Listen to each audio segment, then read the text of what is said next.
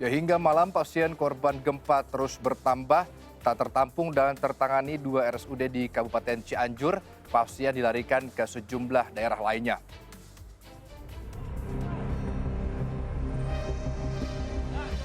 Hingga Selasa dini hari, ambulans terus berdatangan membawa korban gempa yang tak tertampung di Kabupaten Cianjur ke RSUD Kota Sukabumi. Korban yang dirujuk terutama yang alami luka cukup serius dan butuhkan penanganan intensif. Sebagian besar korban alami trauma di bagian kepala, cedera dan berdampak di organ tubuh vital serta butuh tindakan medis akibat patah tulang. RSUD Kota Sukabumi siapkan ruangan penanganan dan perawatan khusus untuk korban rujukan ini. Saat ini kondisi sekarang seperti apa? Kondisinya masih sangat sangat memerlukan penanganan karena memang lukanya berat, cedera kepala berat yang 2, usia 8 sama 12 tahun. Merujuk ke sejumlah pasien di daerah lain merupakan pelaksanaan dari instruksi Pemprov dalam penanganan awal bencana. Panji Aprianto melaporkan untuk NET. Sementara di Rumah Sakit Umum Daerah Cianjur, ribuan korban gempa dirawat. Vika, bagaimana kondisi para pasien korban gempa sepanjang Senin malam tadi? Ya, Adam dan juga Good People, dapat kami sampaikan bahwa dari Rumah Sakit Umum Daerah Cianjur atau Rumah Sakit Umum Daerah Sayang ini beberapa personil banyak bahkan dari kemarin ini sudah berdatangan dan bisa Anda lihat di belakang saya belasan tenda-tenda sudah berdiri yang mana memang menjadi tempat dirawatnya ratusan warga terdampak dari gempa bumi yang terjadi pada Senin siang kemarin. Dapat kami sampaikan Good People, memang gempa magnitudo 5,6 yang terjadi di Cianjur ini memakan ratusan korban jiwa. Hingga saat ini yang tercatat terdapat 165 korban jiwa dan saya ingin mengajak Anda untuk melihat situasi terkini dari posko yang ada di Rumah Sakit Umum Daerah Sayang ini, yang mana memang untuk mayoritas warga yang dirawat di sini adalah warga dengan cedera seperti fraktur terbuka, patah tulang hingga cedera kepala yang mayoritas ini yang didominasi oleh anak-anak, lansia dan juga wanita yang tidak sempat menyelamatkan diri ketika sedang berada di rumahnya. Good People, memang dapat dilihat di belakang saya ini hingga saat ini masih dilakukan perawatan terhadap sejumlah warga oleh tenaga kesehatan dari RSUD Sayang ini sendiri. Dan dapat kami sampaikan, memang Good People, hingga kini sejumlah pasien membeludak, dibilang seperti itu, hingga beberapa rumah sakit umum daerah lain juga menjadi rujukan jika rumah sakit ini tidak dapat menampung pasien yang ada di sini. Dan di sini mungkin dapat dilihat Good People, memang masih cukup banyak warga yang masih menunggu tindakan medis yang bisa mereka dapatkan terkait adanya bencana kemarin, karena mengingat keterbatasan tenaga kesehatan di sini juga masih terjadi. Dan jika Anda bisa mendengar Good People, masih santer terdengar suara sirine karena sejak Senin kemarin tak henti-hentinya ambulans berdatangan di lokasi ini untuk membawa dan mengevakuasi sejumlah warga dari beberapa daerah yang ada di sekitar Cianjur ini. Antara lain memang kebanyakan warga ini dievakuasi dari daerah Cugenang, dari Warung Kondang, dari Cianjur Kota, Nagrak, Gasol, dan beberapa daerah lain. Yang paling parah atau terparahnya ini berada di Cianjur Barat Daya.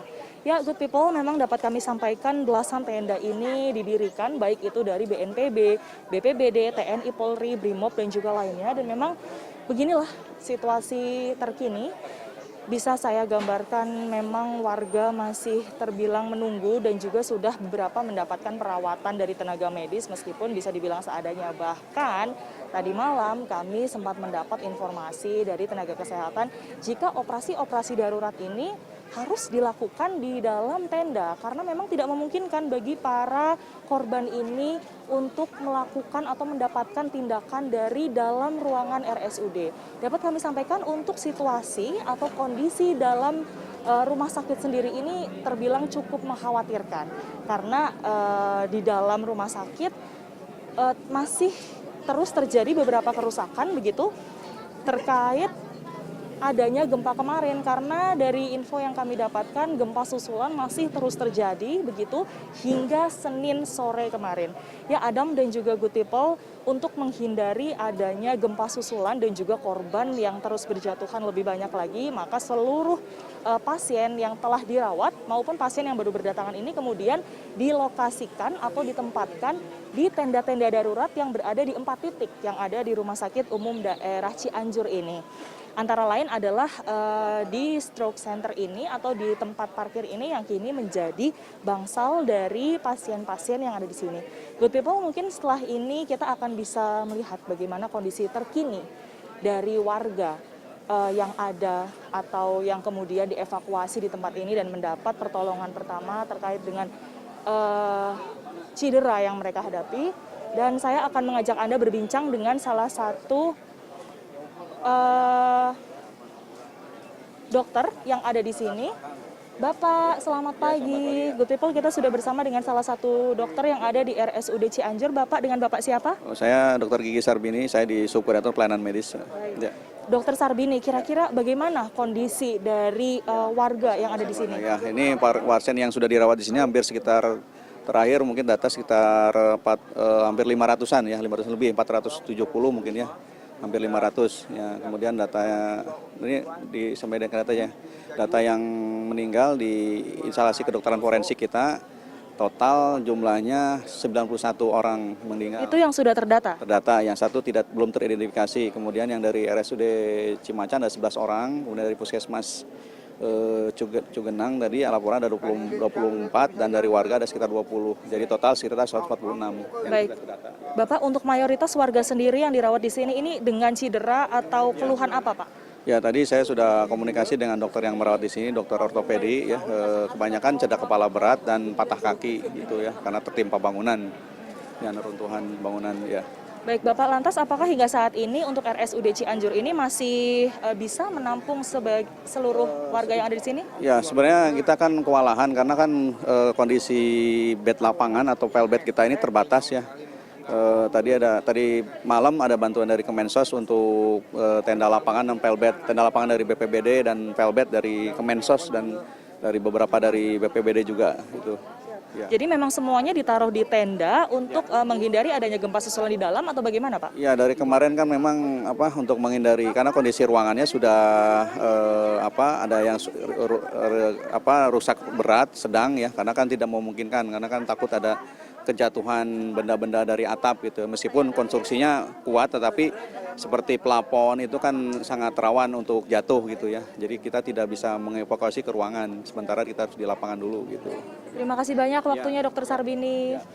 Begitulah good people, memang dilokasikannya warga di tenda ini mengingat di dalam ini kondisi juga rusak. Termasuk ruangan ICU dan juga ruang operasi yang mana jika memang ada warga yang kemudian membutuhkan pemeriksaan darurat begitu seperti operasi dan lainnya akan dirujuk ke Rumah Sakit Hasan Sadikin yang ada di Bandung atau rumah sakit terdekat yaitu di RSUD Sukabumi.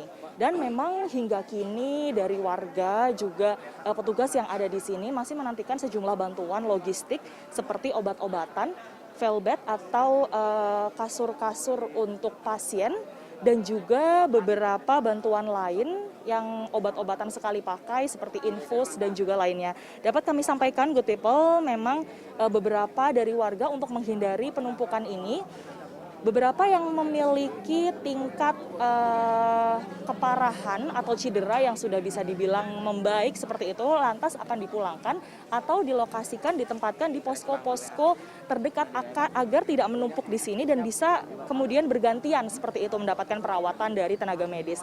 Dan dari pihak rumah sakit juga menyebutkan bahwa terkait dengan tenaga medis ini masih menunggu bantuan dari daerah-daerah lain karena cukup bisa dibilang kewalahan terkait banyaknya warga yang terus berdatangan dan membutuhkan penanganan medis begitu. Dapat kami sampaikan memang untuk kondisi ruang operasi di sini juga terbilang rusak parah sehingga tidak bisa dipergunakan, maka sudah ada bangsal khusus jika ada warga yang membutuhkan penanganan dini, pertolongan pertama terkait dengan fraktur tulang atau patah tulang begitu, yang mana bisa diberikan pertolongan pertama jika memang tidak membutuhkan operasi yang dinilai cukup besar.